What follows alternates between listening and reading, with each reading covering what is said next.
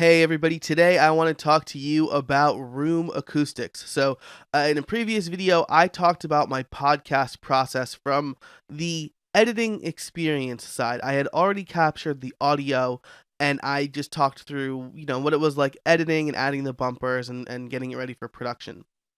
In this video, I want to talk about another really important part of audio recording, and that's capturing the sound, the actual acoustics of setting up a good room, right? So I am in a second floor office with thin white walls, and I share a wall with a nursery.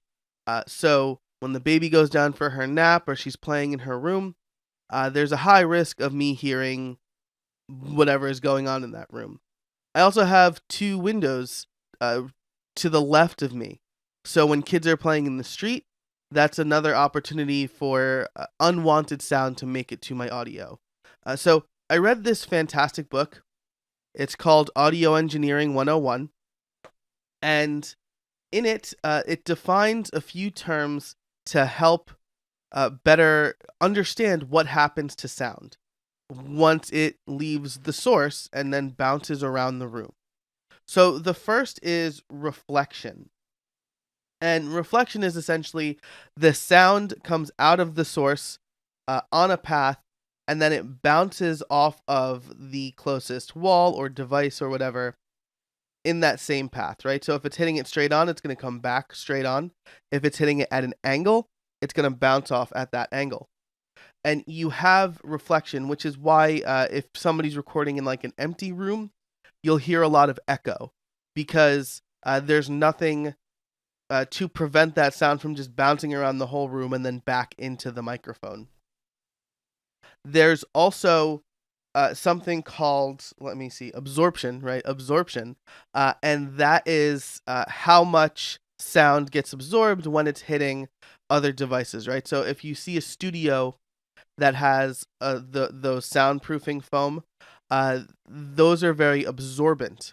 And so the more sound that's absorbed, the less sound is going to, or the less sound there is to reflect around the room. Uh, Diffraction is the ability for sound to bend around an object and reform itself. So the example they give in the book is if you've ever heard a car drive by and you only hear the bass, you don't hear the rest of the song or the music. That is that's diffraction. So the bass is at a frequency that can escape the car and then reform itself. If if you hear a baby crying in the next room, for example, the frequency of that baby's cry is enough to make it through the wall and reform itself through the wall. And finally, there's diffusion, and that's redirecting sound based on things it hits, essentially. So, with those things, with those four terms defined, let's talk about how I've set up my office to be better for sound acoustics. The first thing you'll notice is behind me. There we go. Behind me is a bookshelf. That bookshelf is designed for diffusion so that the sound doesn't reflect right against the back wall and back into my microphone. It's an uneven surface, you'll see, right? The books are different sizes and shapes. And so there's not a good straightaway for the sound to hit the back of the wall and back into my microphone. Similarly, I've got sound absorption panels behind my monitor. So those serve a twofold purpose, right? One is it's preventing the sound from hitting the wall and bouncing right back at me, and it's absorbing a bunch of sound, so that less sound gets reflected.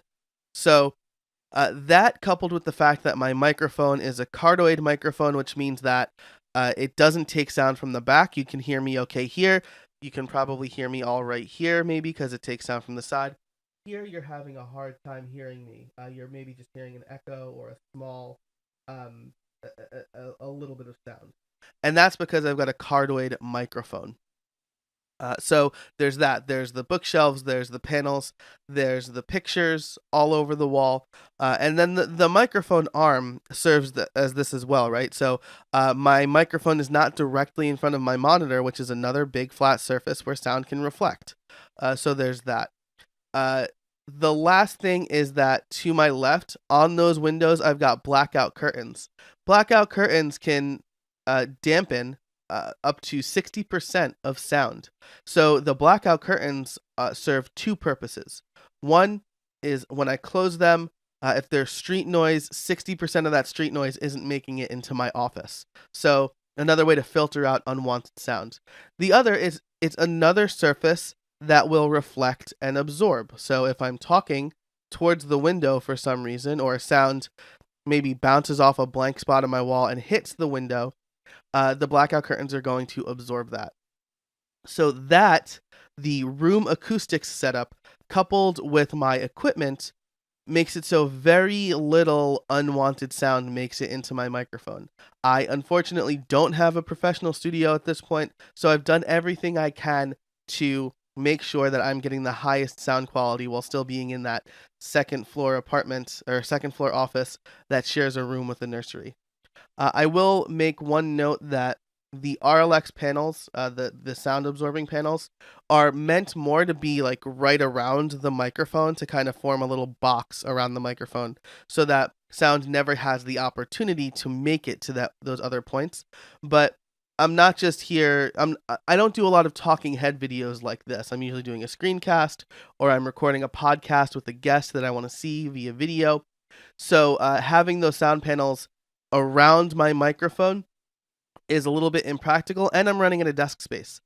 So I do want to get a monitor arm, which might be able to help that a little bit. But for the meantime, they're doing a nice job of absorbing sound as it hits that back wall. So that's it for this video. Thanks for watching, and until next time, get out there and build something.